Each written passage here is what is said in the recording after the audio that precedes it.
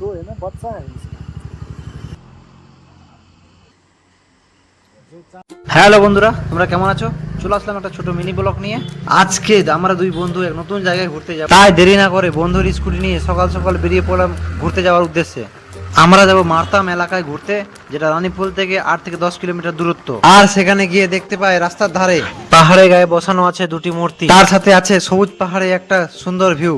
আর এই মূর্তিগুলো সম্বন্ধে জানতে চাইলে আমার বন্ধু আমাকে বলে যে एक लामा का है हाँ जो तपस्या करता था ना पहले, हाँ इसका है।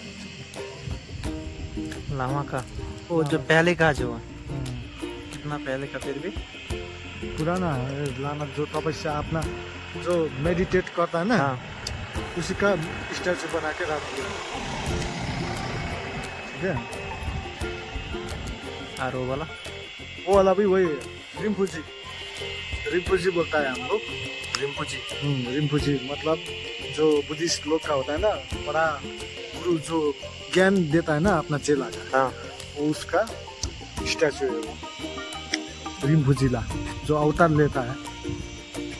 তারপর সেখান থেকে আমরা রওনা দিই রাইস ভ্যালির উদ্দেশ্যে। আর সেখানে গিয়ে দেখি একটা সুন্দর ভিউ।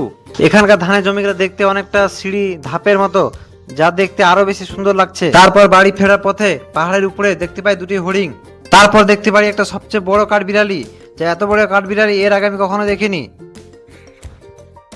তো বন্ধুরা, এই ভিডিওটা কেমন লাগলো অবশ্যই কমেন্ট করে জানাও।